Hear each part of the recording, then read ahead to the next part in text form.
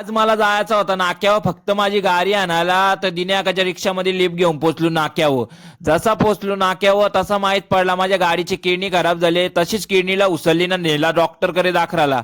डॉक्टरला सांगितलं 6 महिने पहिले किडनी टाकली, एवढ्या लवकर कशी खराब झाली, आता 2 वर्षाची गॅरंटी आहे, तर आपल्याला किडनी बदलून द्या. तशीच किडनी बदलून बोलतो देतो. तसंच इकडं साईडला आहे बाबूचा टॅलेंट बघा ना. बोलू सुट्टीमध्ये जास्तीच अभ्यास केले, विचारला तर बोलू जास्तीच अभ्यास केले. पुरा टॅलेंट दाखवून पण या पोऱ्याचा काही टॅलेंट कम नव्हतं होत, तरी दुसऱ्याला कोणला तरी टॅलेंट दाखवीत होता त्याचा. तसंच आपण पोहोचलो माझ्या दुकानावर. तो दुकानावालीला दक्ष कोंडिलकर भारी पोरगा आहे का, सायकल बघ कवरी भारी चालवतो. तसंच दुकानातून निघलो जेवण करायला, कारण का भरपूर टाइम झालेला. तर निघलो जेवण करायला, तर आपल्याला घंटीचा ऐकायला या चण्या मण्यावाल्या भैयांच्या घंटीमध्ये काय जादू असतं काय समजतच नाही. ज्याच्या पण घराजवळचे जाताना त्यांच्या घरातली बारीक बारीक पोरं लाराची चालू होतात. खरोखरची लढतां का खायासाठी लढतां काय समजतच नाही. पण इकडं आमची वामिका पण लढत होती, तशीच घेऊनच मानली चण्या मन्या. तसाच आपला दिशांग बाबू पण आलेला शाळेमधल्या.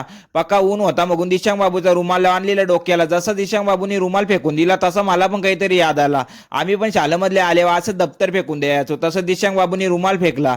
घरी आलो तर तारक मेहता का उलटा चष्मा शो लावलेला.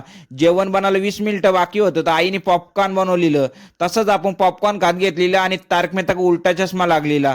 20 मिनिटानंतर आईने बनवून आणली चवलीची भाजी आणि वांगा बटाटा आणि चपात्या. आणि त्याच्या जोडीला सगळ्यात बेस्ट म्हणजे तारक मेहता का उलटा चष्मा शो.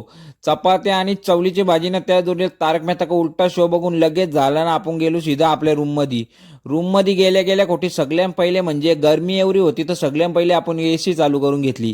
एसी चालू केल्याच्या नंतर वापस लगेच आपण पंखा पण चालू करून घेतला. पंखा चालू केल्या केल्या खोटी जसा पंखा घुमायला लागला तसा आपण निघलो, कारण का गरमी फुल होती. बघून सगळ्यात पहिले जाऊन डायरेक्ट विषाणावा आपण लोलान टाकून दिला. एवढी गरमी होती. तसेच गरमीमध्ये उठलो, लगेच आपण उठलो 4 वाजता आणि तयारी बियारी करून चप्पल घालून निघलो दुकान खोलायला जायला. कारण का दुकान खोलायच्या पहिले आपल्याला लागतं बोरिंग चालू करायला, आणि टाइम पण झालेला आज भरपूर. तर तसंच दुकानात जर पोहोचलो तशी आपली रील्सवाली बच्चा पार्टी आली. जशी रील्सवाली बच्चा पार्टी आली तर बघा कशी हाय बाय करतात. आणि गरमीने त्यांची पण आवडी हालत खराब करून ठेवली, तर डायरेक्ट भूत बनवलेलं. तर चला आता भेटून एक ब्लॉगमध्ये.